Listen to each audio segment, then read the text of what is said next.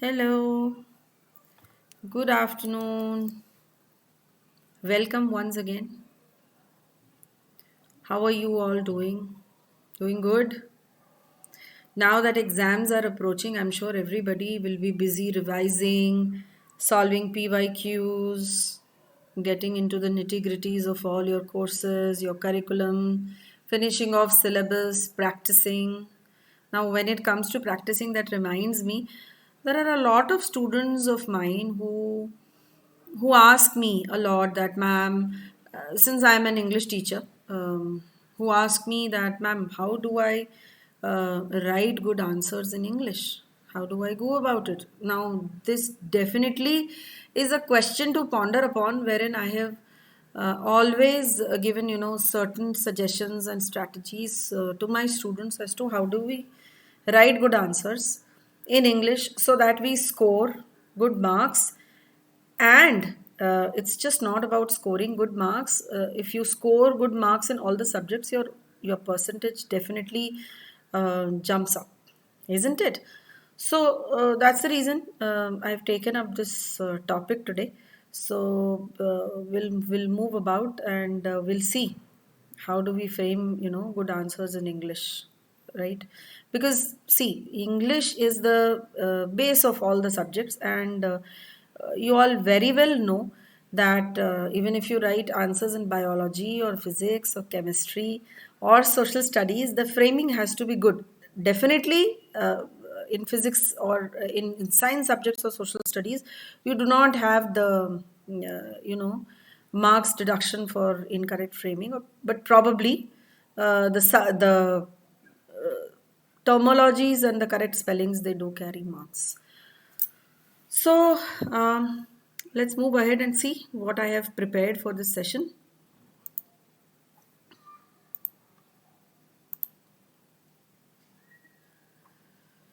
Okay, there we go. This is Unacademy. I welcome you all to the wonderful online learning platform, which is Unacademy, wherein you have got the best educators to train you, to mentor you, and solve all the doubts, problems, and provide guidelines.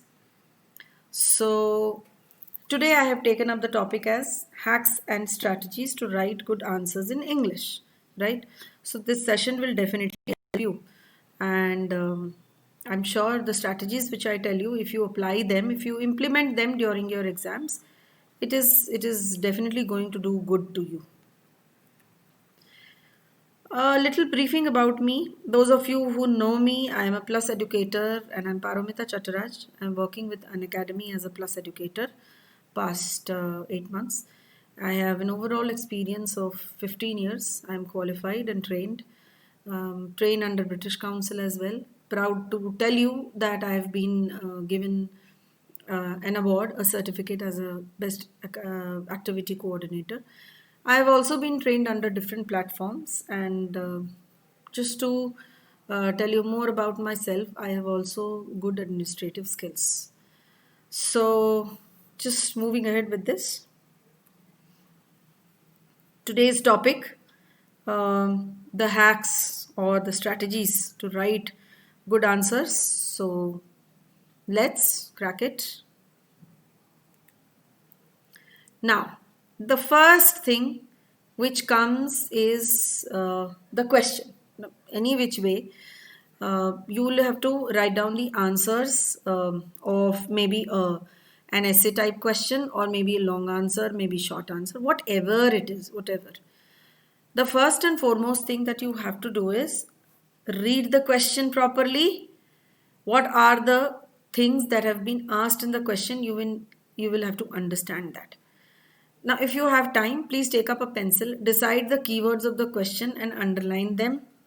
Ensure that you have defined them, which means within your mind. All right.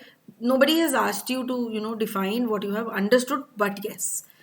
Here, I would definitely like to give you the first mantra or the first strategy, as if you have understood the question, please write down a definite answer as per your understanding. All right. If you think that the question is a bit difficult for you, problematic for you to understand, please read the question again and again to get a clear understanding of what you have read. Okay. So the definition that you have determined is your own. It is not for anybody else. It is for you to understand. All right. There has to be certain keywords in that particular question. All right. So you'll have to understand it. It's as simple as that. Question समझो और उसका सही answer लिखो. और उस सही answer को लिखने के टाइम पर you will have to take care of certain things which I am going to tell you in this particular session. Okay. But having said that, you have when you have read the entire question, you have understood certain things. Just don't jump into writing, harbad karke and just end up writing something which is going to create a complete mess. Please don't do that. Okay, so understand the question. That's the first strategy or the first hack. Okay, so you'll have to just read the question, understand it, and then frame a skeleton of the answer in your mind and then go for it. Once again, what has been asked? Now, for example, while doing question answer sessions, what I have seen, there are students who become very, very overwhelmed and they end up writing what is not asked. And there I will have to give you the advice or the second hack that please write what is being asked rather than going beyond the limit and exceeding the word limit also and writing unnecessarily what is not being asked. All right. Unnecessary writing something which is irrelevant is a big no-no. It is not suggested. It is not the hack. The hack is, the strategy is, if my question asks me A and B, I am going to answer what A is asking and what B is asking and not writing about C and D which is not being asked. That is what is the intelligent thing to do. There are a lot of ideas which would be coming into your mind regarding that question. So if you have read the question, if you have understood the question very nicely, you will just write down whatever is there in the mind as per the question being asked. There can be 10 things in your mind which might be coming up. It is quite natural. It is nothing bad. Okay. So here the point is, here you will have to be very, very clever and intelligent enough to understand that my question is asking me this and I am going to write down this rather than writing irrelevant. Now there is one more thing which I would like to tell you, that if a question has been asked, for example, write down a question. There are 2 to 3 questions wherein the word limit has been given, 30 to 40 words, right? There are students whom I have seen multiple times writing exceeding it to 50-60 words. Means what? You are writing something which is irrelevant, जो आपको question में नहीं पूछा गया है. Clear? So in that case, what you are going to do is you will just write down, you will stick to that word limit, write down what is spick and span and spot on, and then move on to the next question. Their ideas should completely cater to what has been asked. All right. Now, close analysis means if you are a 9th grader or a 10th grader, there will be questions. Now, since the 10th board pattern has been changed, there are a lot of changes in the question paper pattern, in the question pattern, the pattern of the question also. Now, for example, there is an extract-based question. This is for 9th and 10th graders both. There is an extract-based question. You will have to read that particular extract to find out that the answer exists in this particular extract. Okay. Now, how do I do it? The third hack. Here, the strategy is that if an extract has been given to me, I will have to read that extract for a lot of time. Okay, at least 2-3 times usko अच्छे से पढ़ो and underline. There has to be certain keywords and phrases in that particular extract. Now these extracts can be seen or unseen. In the literature section, you will have your seen extracts. which will be related to your poetry as well as your prose. And in the unseen comprehension passage, you will have two, factual as well as discursive passage. So in that case, you will have to take a close look, close read of what is written in the extract by underlining. And if you, trust me, if you understand and if you underline the keywords and phrases, these keywords and phrases, they retain in your mind. And when you start answering the question, these keywords and phrases will be helping you to write down all the points, covering all the points, okay, and planning your answer accordingly. Once again, needless to say that please concentrate on the extract rather than writing or providing which is irrelevant. It is not asked. You know what? This actually makes you losing out a lot of productive time. You have 3 hours to answer, right? 80 marks paper and 3 hours to answer. Make the most of it rather than just going here and there and writing what is unnecessary or irrelevant. Please don't do that. This is one of the hack to write down good answers in English. One of the strategy. All right. So let's move on. What does this mean? Wake up the examiner.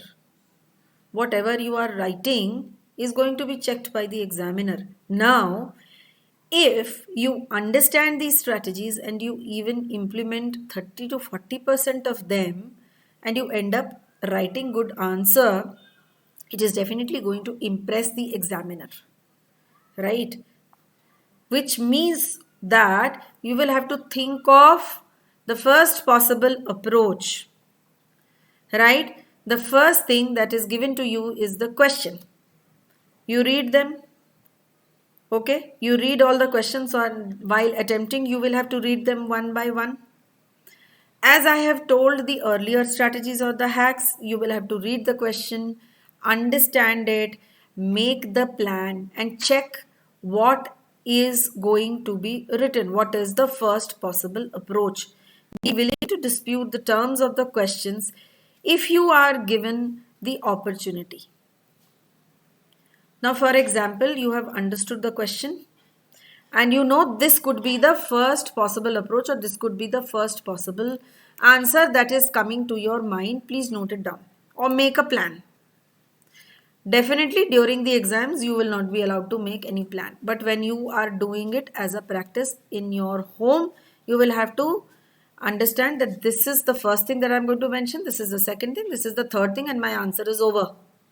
Because I've been asked to think to this possible, I've been asked to write down 30 to 40 words or maybe maximum of 50 words, and I can possibly think to this extent because this is going to be a correct and relevant answer to what I have been asked. This is the T or the key mantra to write down a good answer in English. If you go beyond writing whatever is not required and keep thinking that okay, I might have written this also, I might have written that also, definitely you will have to think. You will have to think, you will have to plan about your answers. But having said that, you will have to think very, very practically, rationally, and very specifically. Prioritize them. Unnecessary thinking means unnecessary writing, which is a big no-no. आप नहीं कर सकते ऐसा because your time is limited. You will have to answer the entire paper. So this is what. Now coming to the answering part. Create a strong opening and closing.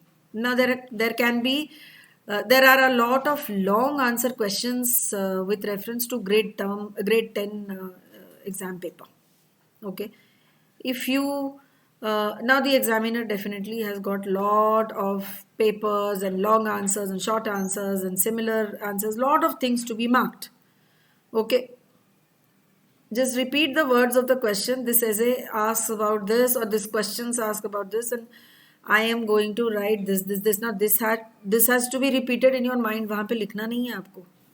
Okay, so this is what is supposed to be specifically determined and thought about that this question is asking me this, and I am going to answer this.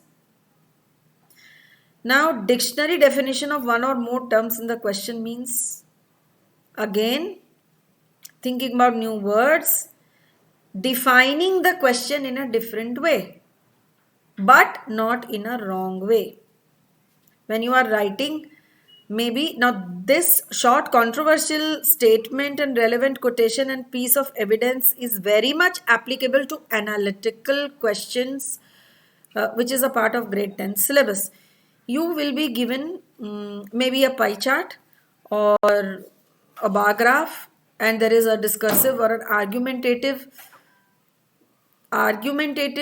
writing also which will be given. Now there will be a choice. There will be a choice between the two. So you can either go for the analytical paragraph which has been given to you for as pie chart or bar graph, or if you are confident enough, you can go for the argumentative one also. Now for writing the argumentative analysis, you can have a controversial statement or maybe a quotation or an evidence which is given in your analytical paragraph question. The evidence will be given, that the details of the analytical paragraph will be given in the question. So how will you write it? A comparative study. A comparative study has to be done first thing.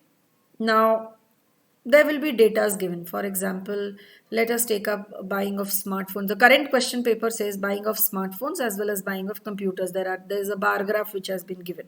So how do you do it? The comparative analysis of the years 2015, 16, 17, 18, this can be written as per. Now a quotation, you can also start with a quotation if you have something in mind, or maybe an evidence based on certain facts and data. Now when you are writing a discursive one, right, or an argumentative one, you can just start up with a controversial statement. These are some of the strategies for you to handle the analytical paragraph question. Else what we can do is that we can also 1 minute, just a minute.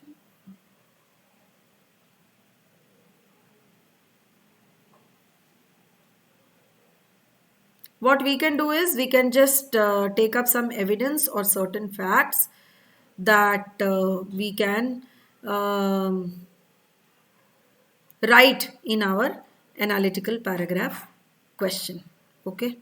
So moving ahead, now when we talk about grade 9 students, you can also have the long answer questions. All right, long answer questions, as well as we can do this. Certain details and certain facts can be taken up for writing a long answer question. Moving ahead, now while you are writing the answer of this particular question, it is to demonstrate what? That you have read the question, you have thought about a probable answer of the question, you have understood the question. Above all, you have understood the question, and hence you have framed this particular question, and then you are writing the answer. A definite conclusion is very, very important for every answer, be it a short answer, be it a long answer, be it an article writing, a report writing, a diary entry, an analytical paragraph. I am talking with reference to grade 9th and grade 10th students. You will have to write a lot. So structuring your answers, giving it a definite introduction and body and conclusion, be it an answer or be it a writing skill, you will have to think about it. Okay. Now, if you are into an analytical writing an analytical paragraph, or maybe an article writing, or maybe a diary entry, and for grade 9 students it's story writing also, you will have to think of that particular statement which you can use as a conclusion. Okay, you may use useful quotation. Now this is with very, very strong advice for all the students of 9th and 10th who will be writing either a formal letter or an informal letter, an analytical paragraph question, an article, or a diary, all right, or maybe an answer, a long answer. I am talking with reference to all these things. A definite beginning, a proper content or a body, and a conclusion, a strong conclusion has to be written because the examiner will be reading all your keywords, whatever you have written in the entire write up. Okay, so strong ending along with introduction and a definite content structure, the entire skeleton of your content is absolute. It's very very necessary for you to frame good answers in English. Now, illustrate amply with relevant materials means see, you will have a definite style of your writing.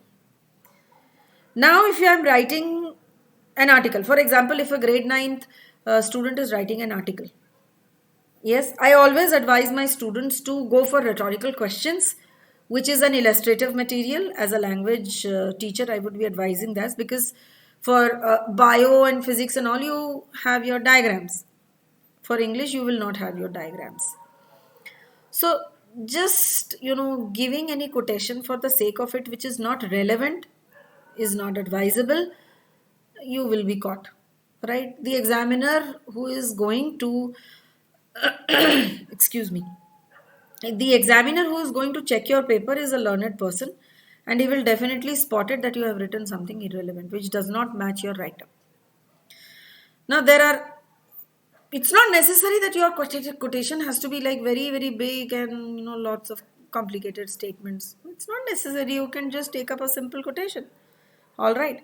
Now, if you have by heart a certain quotation and which is relevant to your text, you can pick it up and adapt a particular style of writing the answers. That is very, very necessary because every person, every individual has got a definite style of writing. Every person. So that style of writing is reflected by the way you write your answers, and that definitely includes framing of sentences, use of the content that you have done over there, and use of good vocabulary. When I talk about use of content, it includes the vocabulary, the quotation, the relevant material, and of course the sentence structure. The sentence structure is the creamy layer of writing any good answers in English. Okay. So you will have to be very very careful about these strategies and hacks which I am talking about. Now coming to this next point which is being displayed on this slide is developing a fluent style. For example, you have written an answer, and as an examiner I get to see that the content is not relevant, number 1. Number 2, the kind of grammar that you have used or maybe the way you have punctuated the sentence is not up to the mark. Yes, the framing of the sentence is not appropriate. It's not correct grammatically, which means that I don't define a fluent style. Now, what is a fluent style? All right.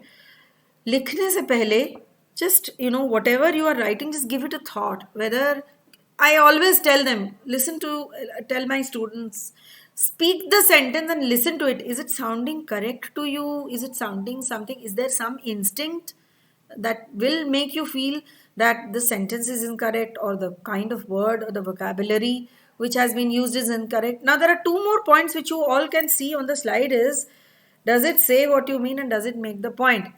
Now, definitely the amalgamation of all these factors, that means the vocabulary, the sentence structure, and definitely the grammar and the punctuation. When I assemble all these things and when I assemble them in a correct way, then only it makes sense, right? And then only I am writing my answers to the point. That actually is known as a fluent style.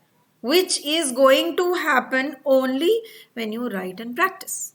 I have told my students multiple times that there is no substitute of writing and practicing. There's just no substitute to it. You cannot do away with it. English and maths are such things that you will have to um, write and practice. Okay. Now, using an appropriate grammar, structure, and punctuation, which I just spoke about. Okay. How will you get better and better at grammar? Just give me a moment. I just spoke about applying grammatical rules, sentence structure, and punctuation while writing the answers. Okay. When you are determined to get better at grammar means what? How do you do it? Please post in the comment box in a due course of time how have you evolved and how have you improvised yourself in terms of using good grammar. I would be waiting for your comments to be posted in the comment box. All right, so please post it. Let's see. I just now spoke about incorporating good grammar, structure, punctuation, which means what? How have you been using it? Have you been using it at all or not? Because what I feel is when you are writing, when you aim to write a good answer in English, these are the three key keys to, write down good answers. For example, when I am talking about grammatical rules, using the correct tense, framing the sentences with the help of correct tense, verbs, prepositions, conjunctions, articles, you punctuating the sentence properly is also an integrated part of what? Of writing good answers in English. And how is this going to happen? When I write at least 5 to 6 answers in a day to check whether I have incorporated all the three keys or not. Another strategy for you to frame good answers in English is to maintain the grammar rule, structure, and punctuation. Okay? So, moving ahead. Okay? When you don't know all your grammar rules, whom are you going to call? Definitely your teachers, right? Your teachers are the best one, as well as your own self study is the best way to incorporate good grammar rules and correct grammar rules. And definitely your teachers are always there to, guide you. So there are few very general basic multiple choice questions which I have put up. You all can put your correct answers in the comment box. The first question here is, which sentence is in the active voice? Yes. Now you must be thinking, अरे ये तो syllabus में नहीं है. But how many of you know that even if certain things are not there in the syllabus, you don't even realize that these are some of the sentences that you use in your day-to-day life and as well as in your writing, and writing them in a correct way. There are many students which whom I have seen. Ma'am, using the present tense along with a past tense sentence. I did not knew. This is a very common thing which I have seen among my students. I did not knew, wherein I have to tell them that it's I did not knew is correct, incorrect. I did not know is correct. I have not hear, HEAR, but it's I have not heard. All right.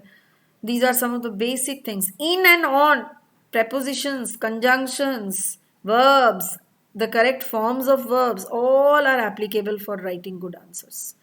So if you come back to this sentence, to this question, which sentence is in the active voice, please post the correct answer in the comment box. The Correct answer is the song was written by John because we see that the agent by has been used. Yes, the agent by has been used in the passive sentence, which makes it this thing a passive voice sentence. We use the agent by. All right, just give me a moment. I'll just okay. Moving ahead with the next question. A very common thing which most of the people, in spite of knowing, also make, though you know that adjectives they do define something, but in spite of that there are students guaranteed, that they make a lot of mistakes. So what are adjectives? Adjectives are descriptives. Yes. What do they describe? What is the correct answer? Just taking up the pen. Here it goes. Yeah. Okay. As we know, these are what? Describing words. All right. In spite of knowing a common thing like this, there are students guaranteed जो कि common error करके आते हैं. So adjectives are what? That describe nouns or pronouns. All right. Moving ahead. In which sentence is fast an adjective? Fast is what? It's a describing word. Please read both the options. He is a fast runner. He can run fast. Which one is the correct answer? Please post it in the comment box. Yes.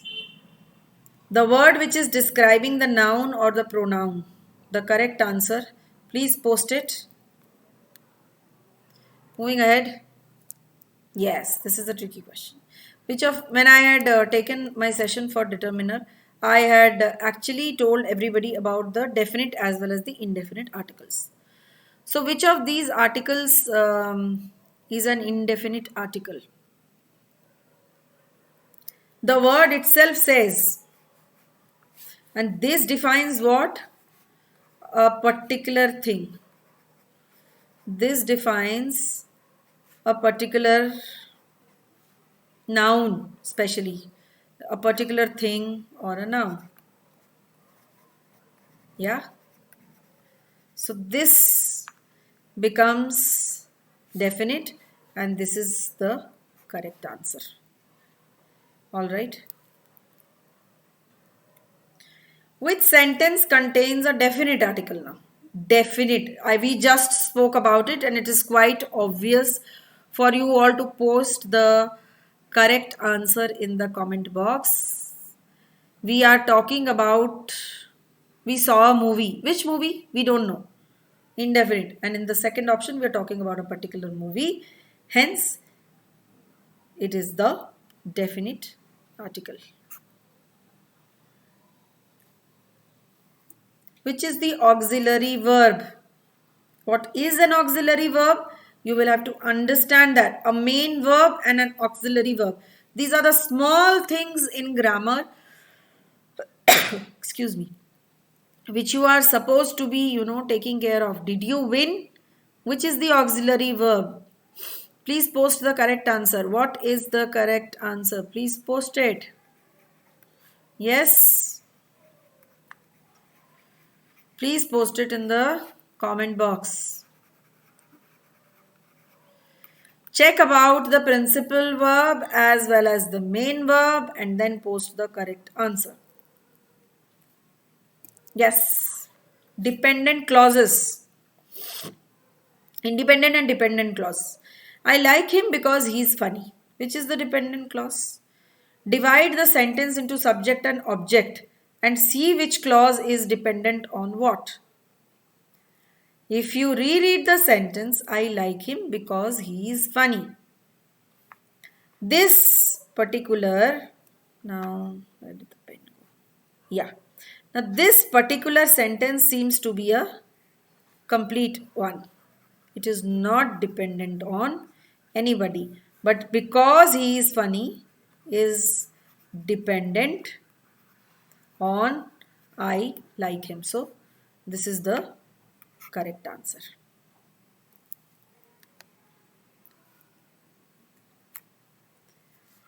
Now if you see the bold word, if we finish our work quickly, we can go to the movies. Which part of speech is this? It's an adverb or a conjunction or a verb. I'm not going to annotate because this is a very common thing and I want you all to post the correct answer in the comment box. All right, this is for you. Probably a 7th or an 8th grader will also know this. But having said that, these are some of the common things that you should be knowing and you should be applying while you are writing answers in English. Comes the 9th question. Well, I don't think I'll be home before 6.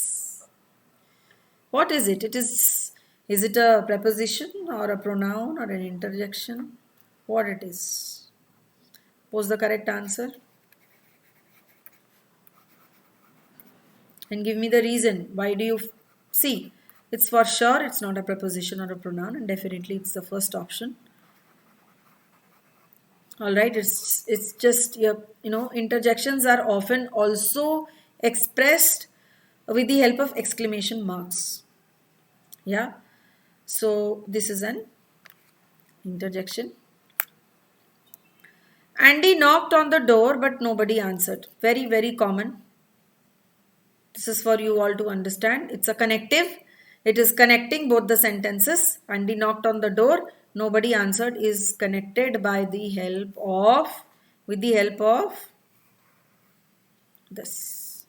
So conjunctions are what? Conjunctions and prepositions are connectives and which form an integral part of framing sentences, and framing sentences actually leads us to writing good answers.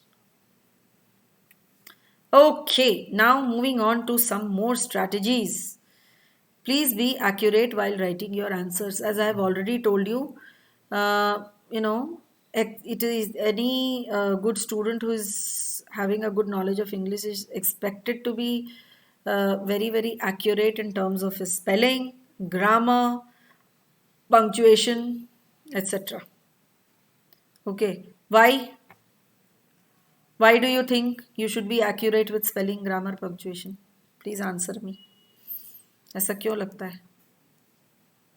It's as simple as that. Your marks will be deducted. All right. Half a mark for every error. You will be penalized for error. Definitely.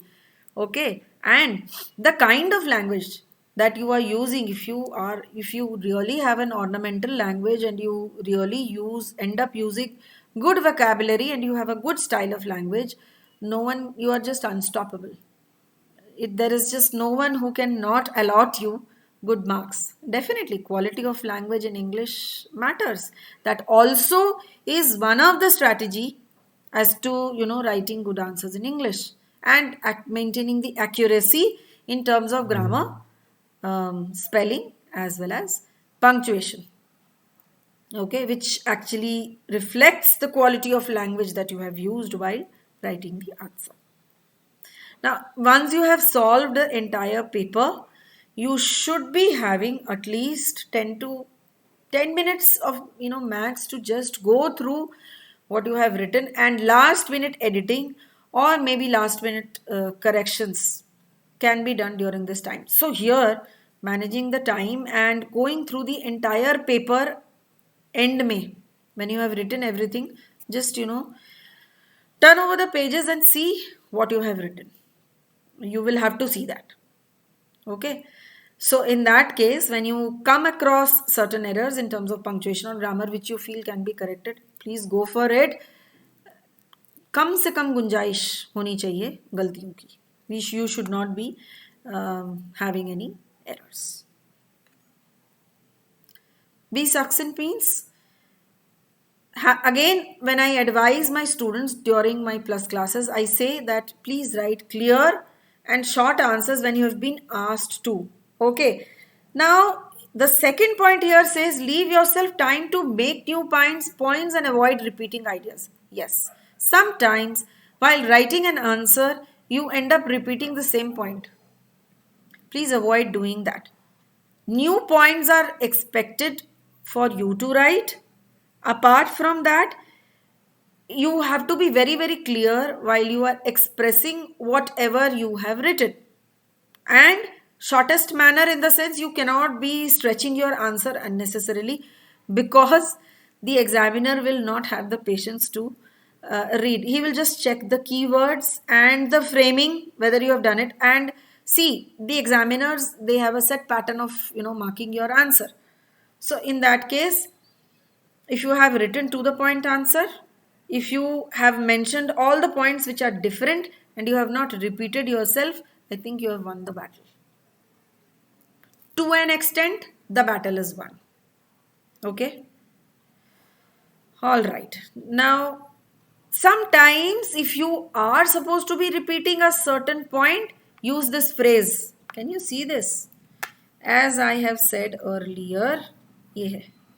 As I said earlier, for example, if you are writing an analytical para, or maybe an informal letter, or maybe a formal letter.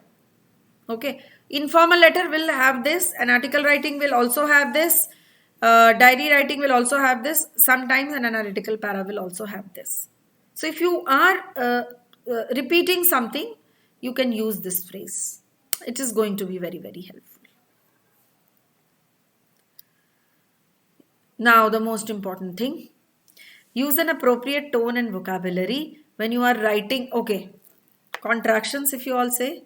Okay, now when you are, a very formal register or formal language is expected from a candidate to be written, rather than using informal or casual words. Today only I was just doing a sample paper, and there were few informal words which were used in that passage, and my students pointed it out. All right. So for maybe for an unseen passage or an unseen comprehension, it might be given as a part of the content. But when you as a candidate, as a board exam candidate, or maybe when you as a student, you are excuse me, as a student, when you are writing the answer, you are expected to use formal language, not the spoken language. You cannot use that. That's quite casual. That is the reason it is always, advised by the language teachers that whatever you think, you end up expressing that. So the thinking language and the spoken language is also supposed to be very, very formal. One such example, just give me a minute. Now, one such example here is given that there are contractions being used. यहाँ पर, yeah.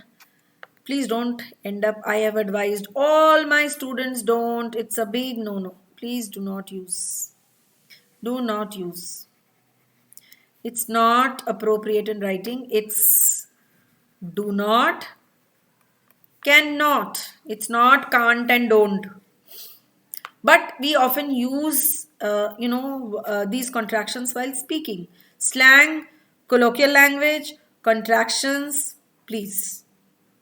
Literary terminology, structure, form, style, image, these are all very formal, posh language which is expected from a candidate to be used.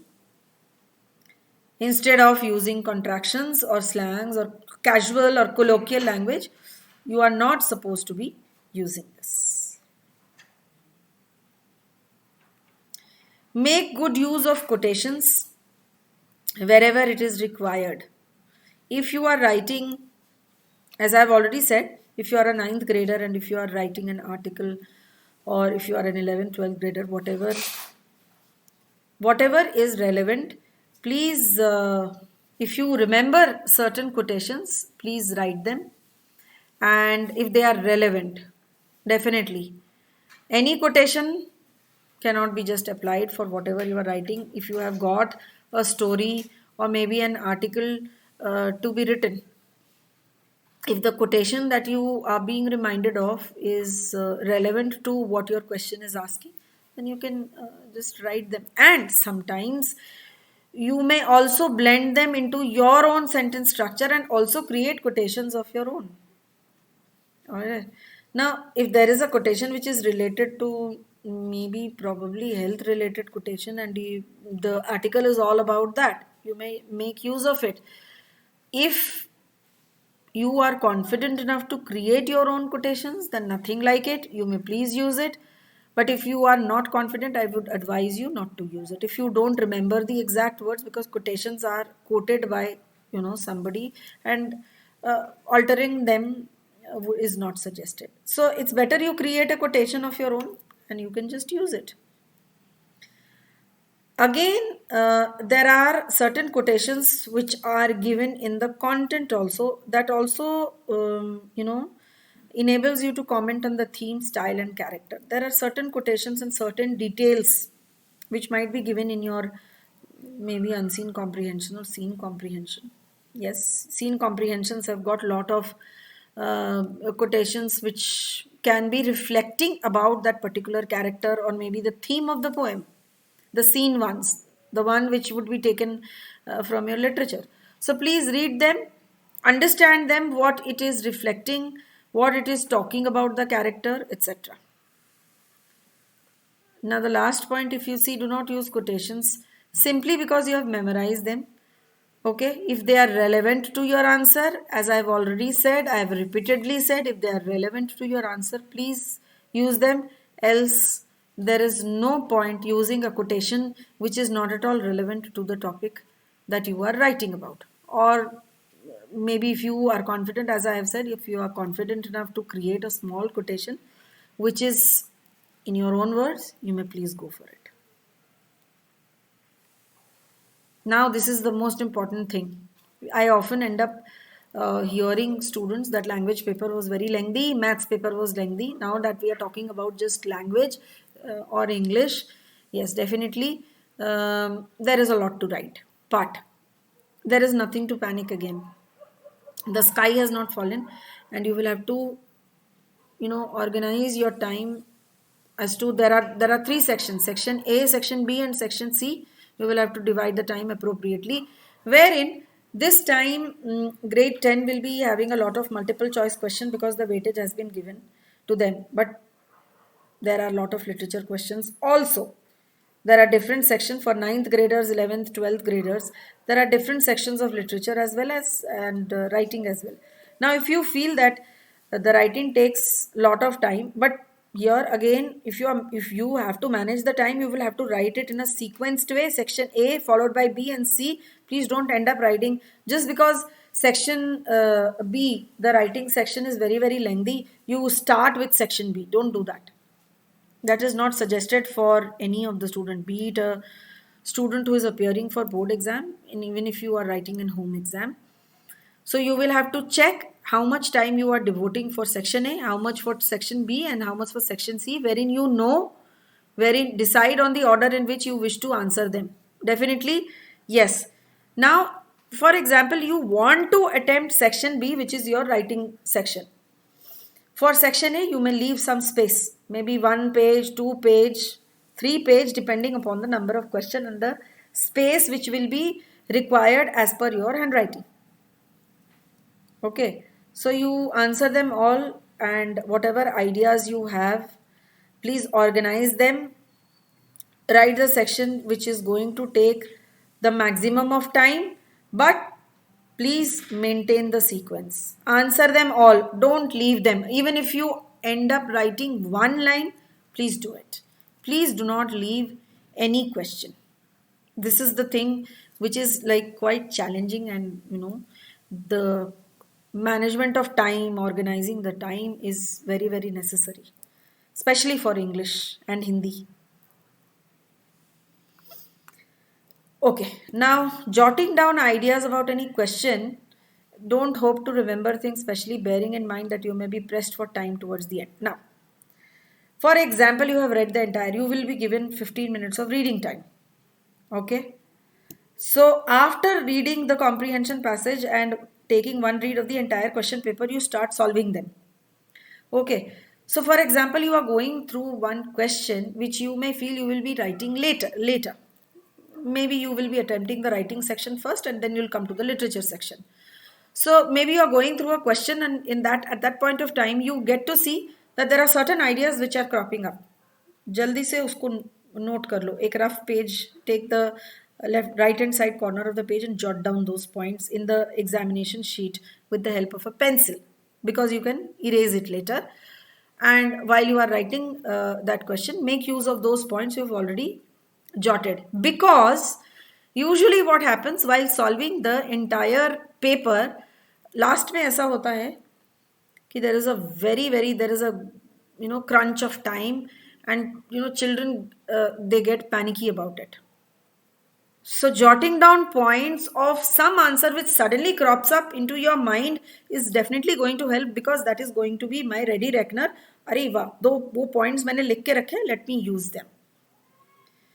Okay, so once again saying that this particular point, using the appropriate time, is very necessary.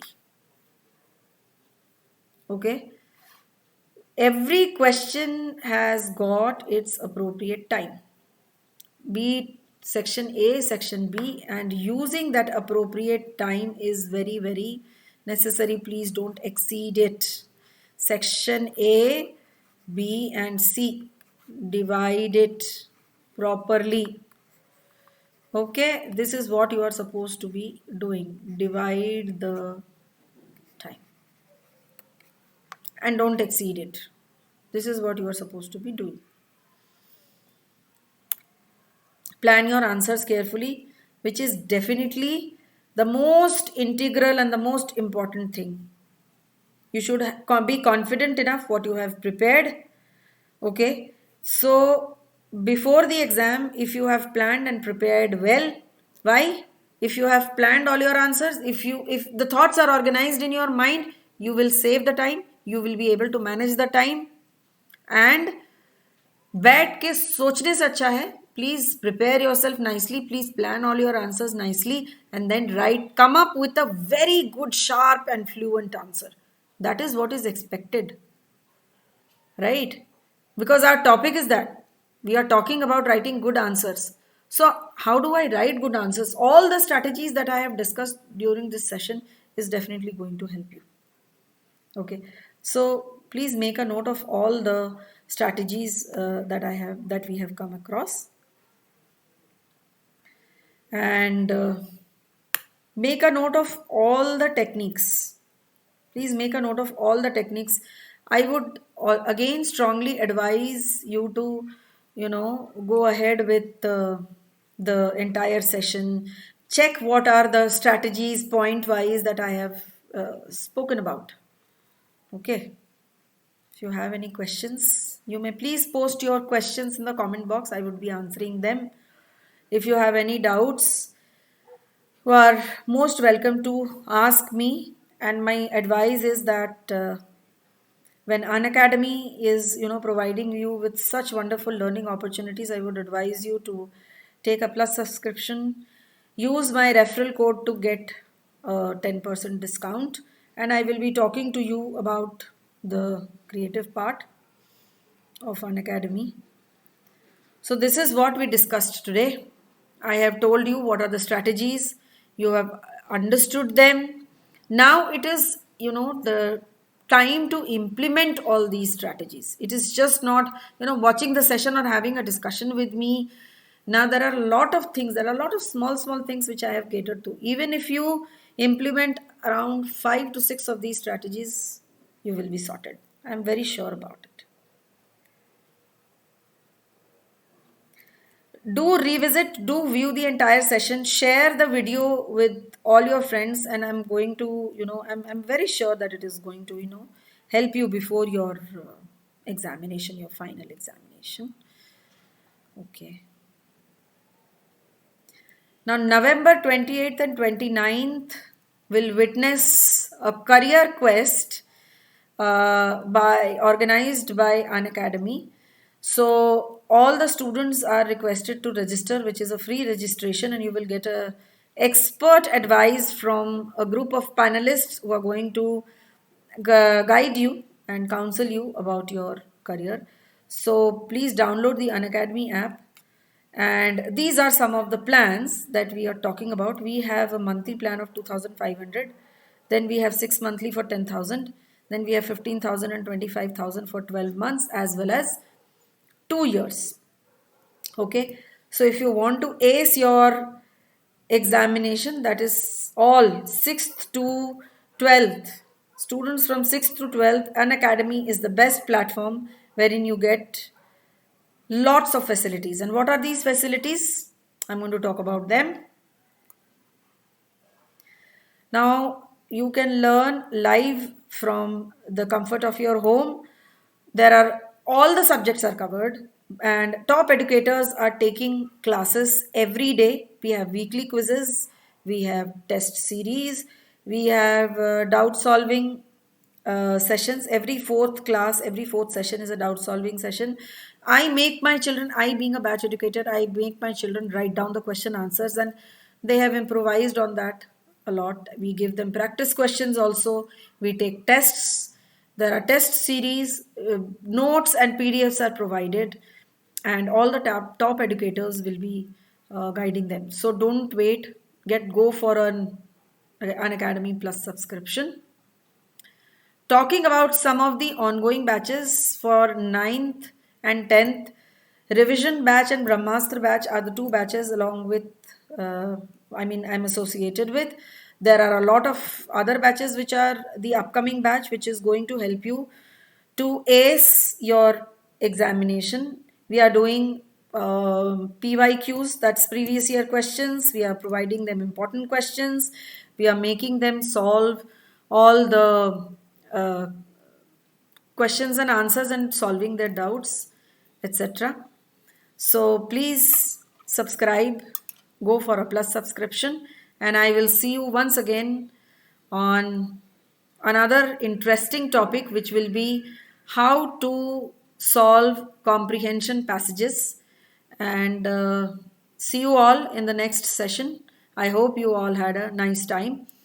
Please follow me on www.unacademy.com, like and subscribe my channel, and have a nice day.